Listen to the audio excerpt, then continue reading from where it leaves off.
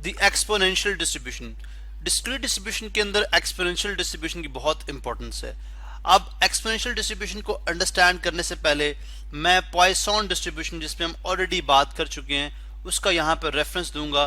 Poisson distribution, चूंकि Poisson distribution की अगर हम लिमिटेड एडिशन ले लें तो बेसिकली हमारे पास वो क्या बन जाएगा, एक्सपोनेंशियल डिस्ट्रीब्यूशन बन जाएगी। अब पॉइसन डिस्ट्रीब्यूशन क्या है, मैं आपको यहाँ पे एनकरेज करता हूँ कि आप वीडियो पॉज करें और सबसे पहले पॉइसन डिस्ट्रीब्यूशन के ऊपर डिटेल्ड वीडियो देखें। अब पॉइसन डिस्ट्रीब्यूशन क्या है, किसी भी इवेंट के लिए अगर हम number of events find out करते हैं in given interval of time तो बेसिकली पॉइसन डिस्ट्रीब्यूशन बन जाएगा। यानी नंबर ऑफ इवेंट्स जो कि अकर होते हैं, जो कि वकू होंगे या जो हैपन होंगे, उनको अगर किसी गिवन इंटरवल ऑफ टाइम के अंदर देखा जाए तो हमारे पास जो है वो पॉइसन डिस्ट्रीब्यूशन बनेगी, गिवन इंटरवल ऑफ टाइम। मैं आपको बहुत सारी एग्जांपल दे सकता हूं पॉइसन डिस्ट्रीब्यूशन की।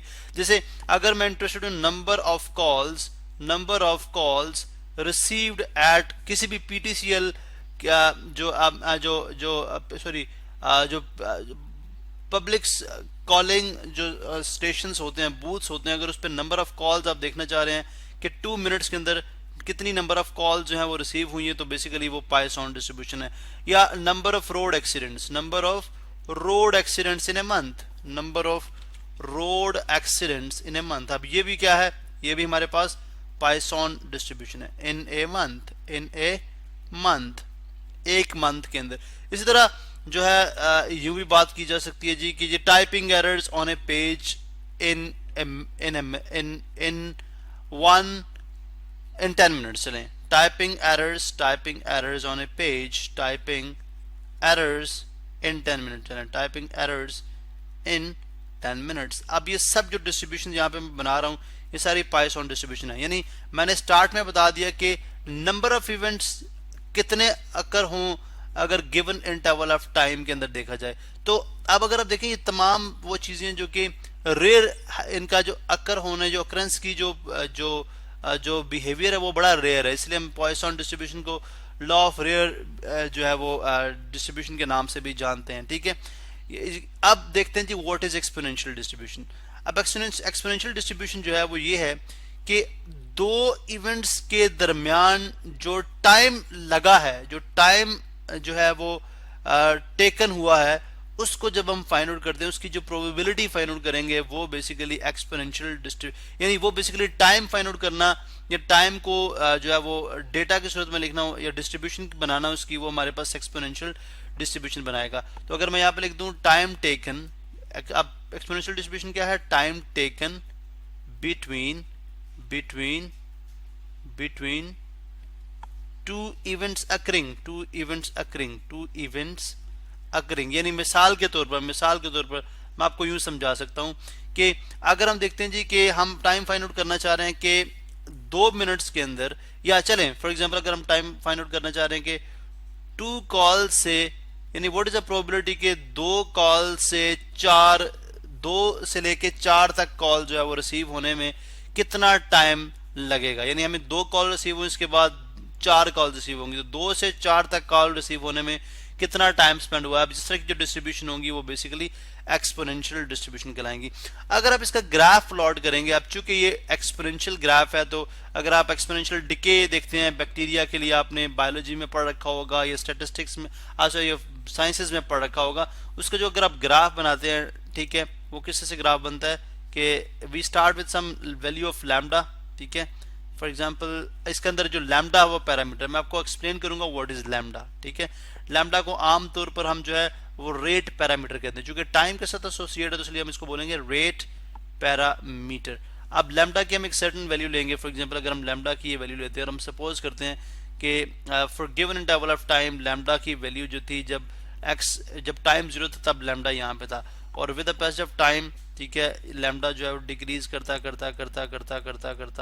इस तरह से मूव करना शुरू कर दिया उसने लॉन्ग पॉजिटिव एक्स एक्सिस के एसिम्पटोट्स भी होंगे, but we are not interested in those. ठीक है, या हम चलें we start with this thing. ठीक है, यानी इस तरह से ये मूव करेगा, ड्रैग करेगा बाउंड्री लाइंस के ऊपर, ये इसके साथ कनेक्ट नहीं होता, बट थोड़ा सा मैं इसको इस तरह से बना देता हूँ। ठीक है, यानी यूं चलें इस तरह से, और अब ये बेसिकली ग्राफ है फॉर एक्सपोनेंशियल डिस्ट्रीब्यूशन, जिसका अगर मैं जिसका अंदर मैं प्रोबेबिलिटी फंक्शन बनाता हूं, अगर मैं इसका प्रोबेबिलिटी फंक्शन बनाऊं तो प्रोबेबिलिटी फंक्शन क्या होगा, प्रोबेबिलिटी के x जो है, यानी कोई भी आप interval time interval find out करना चाह रहे हैं ग्रेटर देन स्मॉल x किसी भी खास इंटरवल के अंदर, ये हम कहते हैं कि x should be greater than 5 hours 5 minutes, जो भी टाइम आपके अंदर गिवन है। अगर आपने जो प्रोबेबिलिटी फॉर x वो इवेंट है जो कि हम जिसके अंदर हम इंटरेस्टेड हैं, वो आउटकम है जिसके अंदर हम इंटरेस्टेड हैं, जो हम फाइंड आउट करना चाह रहे हैं। Basically this is also time, this time is greater than the given time, कोई भी स्पेसिफिक टाइम। ये किससे कैलकुलेट करेंगे, e रेज्ड पर माइनस लैम्डा x। अब लैम्डा क्या है, बेसिकली लैम्डा यहाँ पे जो है रेट पैरामीटर है। लैम्डा को अगर मैं सिंपल वर्ड में डिफाइन करूं, सादा लफ्जों में डिफाइन करूं, तो ये बन जाएगा average number of, lambda is average number of events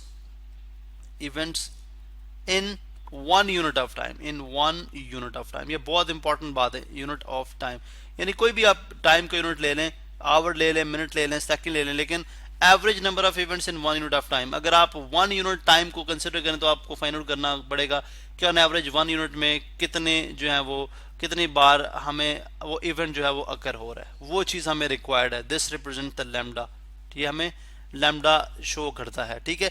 क्योंकि देखें, जब आप किसी भी डिस्ट्रीब्यूशन के लिए, किसी भी सिचुएशन के अंदर आपको ये आइडेंटिफाई करना हो कि वेदर ये एक्सपोनेंशियल डिस्ट्रीब्यूशन है या नहीं है, तो उसके लिए वही जो पॉइसन डिस्ट्रीब्यूशन के अंदर हमने कंडीशन को स्टडी कर रखा था, यहाँ पे भी ऑलमोस्ट वही कंडीशन होंगी, ठीक है। पॉइसन डिस्ट्रीब्यूशन की जो कंडीशन थी, सबसे पहले क्या है कि जो भी आप एक्सपेरिमेंट परफॉर्म कर रहे हैं, हर ट्रायल के अंदर जो पॉसिबल आउटकम्स हैं, देयर गोइंग टू बी 2, ठीक है। अकरेंस होगी या नॉन अकरेंस होगी, अकरेंस और नॉन अकरेंस, जिसको आप सक्सेस और फेलियर का नाम देते हैं, अकरेंस और नॉन अकरेंस। जैसे यस और नो, ठीक है, पास और फेल, हेड और टेल, ठीक है, इस तरह से, या किसी चीज का होना सक्सेस या फेलियर, ठीक है। सेकंड जो कंडीशन है वो क्या है कि प्रोबेबिलिटी, अगर अकरेंस की प्रोबेबिलिटी किसी एक इवेंट के अंदर 50% है, तो हर इवेंट के अंदर जो प्रोबेबिलिटी ऑफ अकरेंस जो है, जैसे अगर इसकी 50% तो एक ट्रायल के अंदर इसकी भी 50% होगी। अब अगर एक ट्रायल में इन दोनों की अकरेंस की और नॉन अकरेंस की 50-50% है, तो हर इवेंट में जो प्रोबेबिलिटी रहेगी वो सेम रहेगी, ठीक है। तो probability of occurrence stage same, probability of occurrence stage same, occurrence stays same in all trials, ठीक है, stays same, हर ट्रायल के अंदर ये सेम रहती है, ठीक है। इसी तरह से हमने बात की थी the trial should be, the event should be independent, ठीक है, इंडिपेंडेंस होनी चाहिए।